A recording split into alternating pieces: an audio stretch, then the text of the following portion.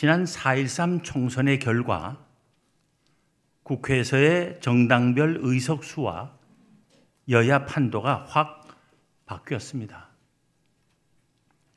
정부와 여당이 추진해오던 정책과 입법 계획이 크게 차질을 빚을 것이 분명합니다.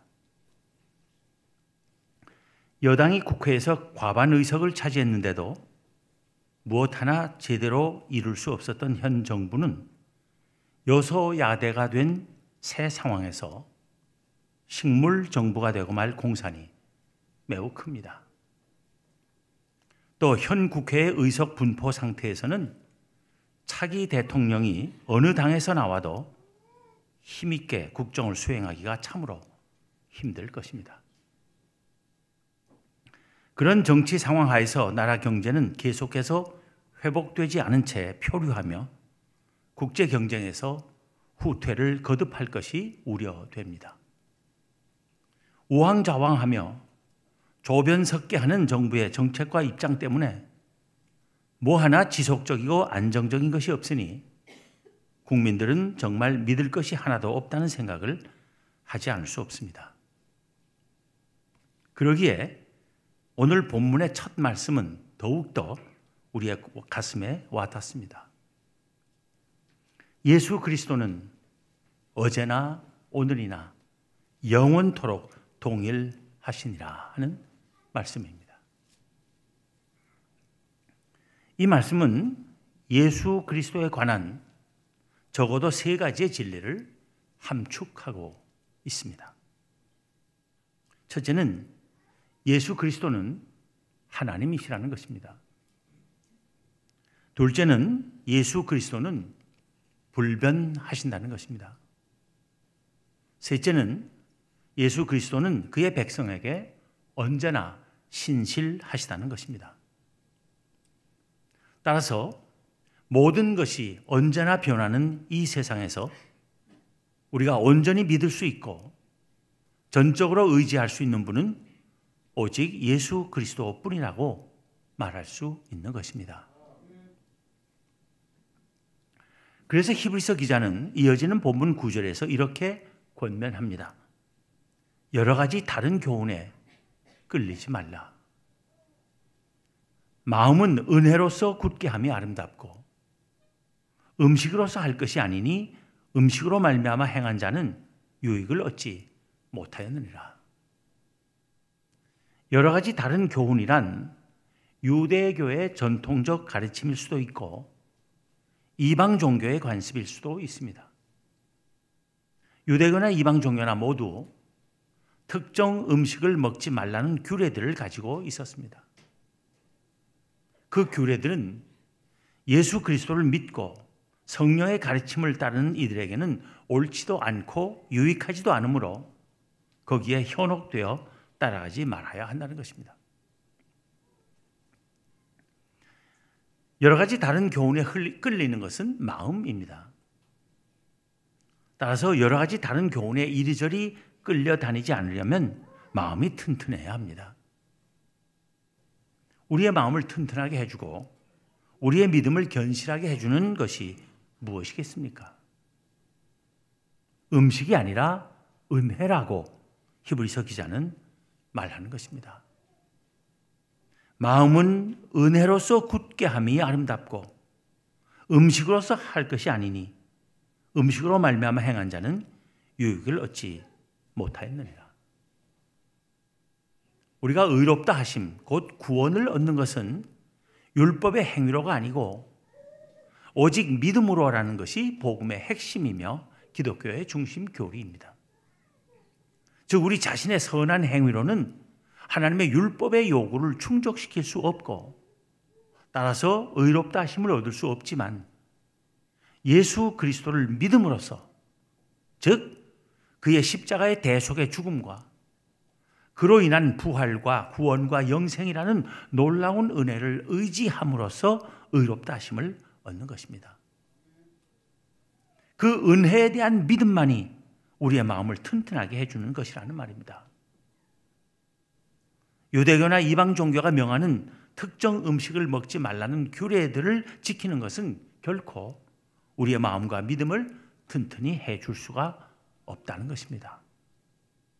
사도 바울은 디모데 전서에서 쓰기를, 그러나 성령이 밝히 말씀하시기를 후일에 어떤 사람들이 믿음에서 떠나 미혹하는 영과 귀신의 가르침을 따르리라 하셨으니 자기 양심이 화인을 맞아 외식함으로 거짓말하는 자들이라. 혼인을 금하고 어떤 음식물은 먹지 말라고 할 터이나 음식물은 하나님이 지으신 바니 믿는 자들과 진리를 아는 자들이 감사함으로 받을 것이니라. 하나님께서 지으신 모든 것이 선함에 감사함으로 받으면 버릴 것이 없나니 합니다. 예수 그리스도의 은혜와 특정 음식물의 섭취를 금하는 율법의 준수는 곧 기독교와 유대교의 차이를 보여주는 것입니다. 기독교와 유대교의 차이를 단적으로 보여주는 것이 또 본문 10절에서 우리에게 제단이 있는데 장막에서 섬기는 자들은 그 제단에서 먹을 권한이 없나니 하는 말씀입니다. 장막에서 섬기는 자들이란 옛 유대교의 제사장들과 신자들을 가리킬 것입니다. 우리에게 제단이 있다 한 데서 제단은 예수 그리스도의 십자가로 이해할 수 있습니다. 옛 이스라엘 백성들은 하나님께로 나아가기 위해서는 성전에 들어가기 위해서 먼저 번제단을 거쳐야 했습니다. 번제단에서 희생제물을 바침으로써 죄를 속함을 받고서야 하나님 앞으로 나아갈 수 있었던 것입니다. 예수 그리스도께서는 우리 모두를 하나님께 나아갈 수 있게 하시기 위해서 당신의 몸을 번제단인 십자가에 바치신 것입니다. 그래서 우리의 제단은 바로 예수님의 십자가임을 알 수 있는 것입니다. 또 예수 그리스도께서 십자가에서 살이 찢기시고 피를 흘리심으로써 이루신 대속의 죽음을 상징하는 떡과 포도주를 나누는 성찬식을 의미하기도 할 것입니다. 장막에서 섬기는 자들은 그 제단에서 먹을 권한이 없다는 것은 유대교 신앙에 매여 있어 예수 그리스도를 믿지 않는 자들은 그의 십자가로 인한 속죄와 구원의 은혜를 누릴 수 없다는 말입니다. 히브리서 기자는 우리의 제단, 곧 예수 그리스도의 십자가의 의미를 본문 11절에서 이렇게 설명합니다. 이는 죄를 위한 짐승의 피는 대제사장이 가지고 성소에 들어가고 그 육체는 영문 밖에서 불사릅니다. 이 말씀은 레위기 16장에 근거한 말씀입니다. 레위기 16장에 보면 속죄일에 관한 규례가 있습니다. 속죄일은 대제사장이 1년에 한 번 지성소에 들어가 이스라엘 자손의 모든 죄를 위하여 속죄하는 날입니다. 이때 속죄의 제물로 바쳐진 짐승의 피는 대제사장이 지성소로 가지고 들어가고 그 짐승의 가죽과 고기와 똥은 밖으로 내다가 불사르게 되어 있었습니다.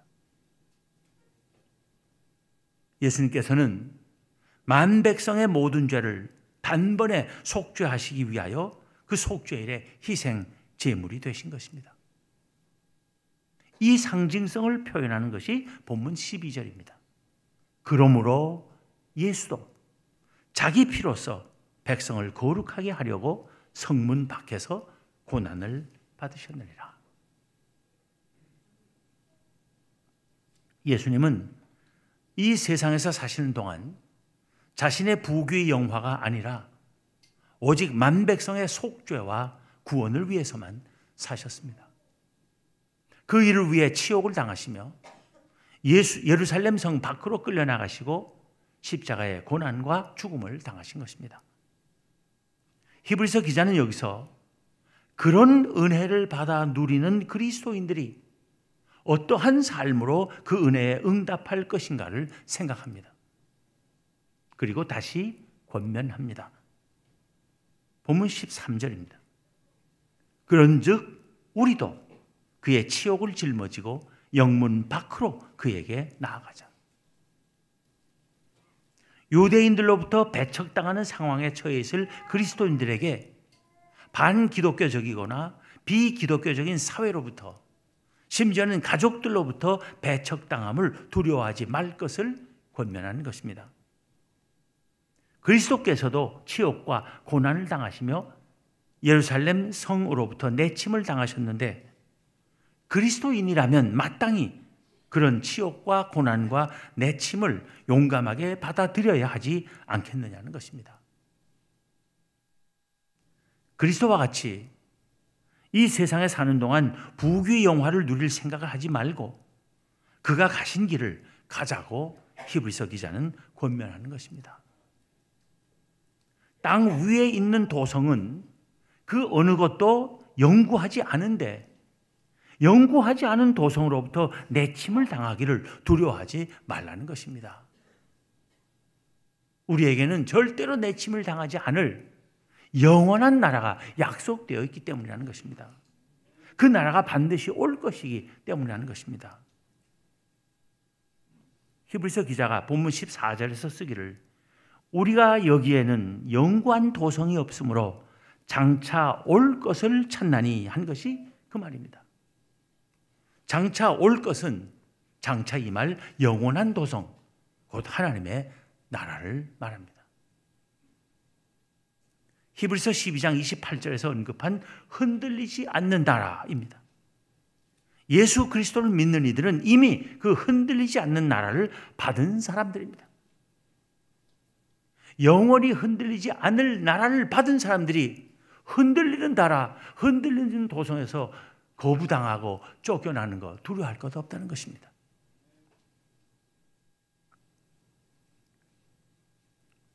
우리가 이 영원히 흔들리지 않은 나라, 하나님의 나라를 이미 약속받았다면 우리에게 예수 그리스도로 인하여 그 하나님 나라를 허락하신 하나님께 감사와 찬송과 영광을 돌려야 할 것입니다. 본문 15절 봅니다. 그러므로 우리는 예수로 말미암아 항상 찬송의 제사를 하나님께 드리자. 이는 그 이름을 증언하는 입술의 열매니라. 그리스도인의 입은 예수 그리스도 안에서 받은 은혜로 인하여 항상 하나님께 감사의 찬송으로 제사를 드려야 합니다. 선지자 호세아는 이스라엘 백성을 향해 호소하기를 이스라엘아 내 하나님 여호와께로 돌아오라. 내가 불의함으로 말미암아 엎드려졌느니라. 너는 말씀을 가지고 여호와께로 돌아와서 아뢰기를 모든 불의를 제거하시고 선한 발을 받으소서. 우리가 수송아지를 대신하여 입술의 열매를 주께 드리리이다 했습니다. 여기서 입술의 열매는 수송아지에 대비되는 것입니다. 수송아지를 드리는 대신 입술의 열매를 하나님께 드리자는 것입니다. 다시 말하면 제사의식상 수송아지를 드리는 형식적이고 위선적인 신앙이 아니라 입술의 열매가 그 증거로 나타나는 마음으로부터의 참된 신앙을 갖자고 호소하는 것입니다. 그런데 감사의 찬송으로 드리는 제사는 입술의 열매로만 끝나서는 안 되는 것입니다. 하나님을 향한 감사는 형제 자매와 이웃을 향한 사랑의 실천으로 나타나야 하는 것입니다. 그래서 히브리서 기자는 그 다음 본문 16절에서 또 다시 권면하기를 오직 선을 행함과 서로 나누어 주기를 잊지 말라. 하나님은 이 같은 제사를 기뻐하시느니라 합니다. 그는 선을 행하고 서로 나누어 주는 것을 말하며 이 같은 제사라고 합니다. 그런 제사를 하나님께서 기뻐하신다고 말합니다.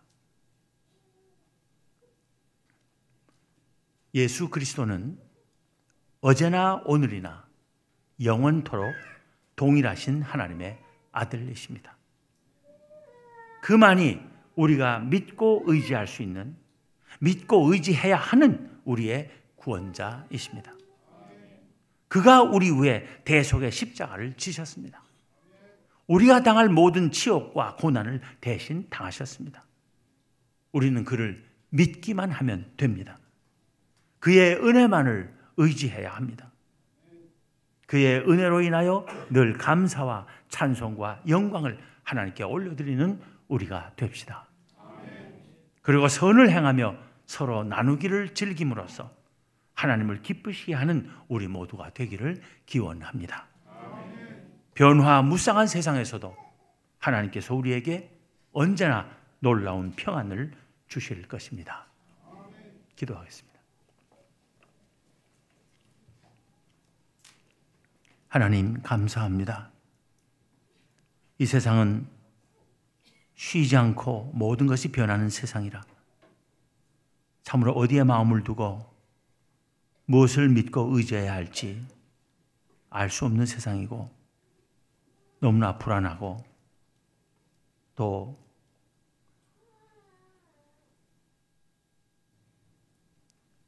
방황하지 않을 수 없는 그런 세상입니다. 그런 세상을 살고 있는 저희들에게 영원히 흔들리지 아니하실 언제나 동일하신 예수 그리스도를 알게 하시고 그를 믿게 하시며 그 믿음으로 인하여 흔들리지 않을 나라를 약속받고 그 나라의 소망과 확신 가운데 살아갈 수 있게 하여 주심을 감사합니다. 이 세상이 아무리 흔들리고 변화할지라도 영원히 변치 않는 하나님의 사랑과 또 하나님의 계획과 저희들을 선택하신 그 하나님의 은혜를 의지하며 늘 기쁨과 감사함 가운데 충성된 삶을 살게 하여 주시옵소서. 저희에게 주신 믿음 끝까지 잘 지키게 하여 주시고 예수 그리스도를 알지 못하고 그 안에 주어진 하나님의 나라의 약속을 알지 못하여 늘 불안 가운데 방황하는 세상 사람들에게 나아가 예수 그리스도의 이름을 전하고 그를 믿음으로 인한 영원히 복된 삶을 증언할 수 있는 저희 모두가 되게 하여 주시옵소서. 우리 주님 예수 그리스도 이름으로 기도하옵나이다. 아멘.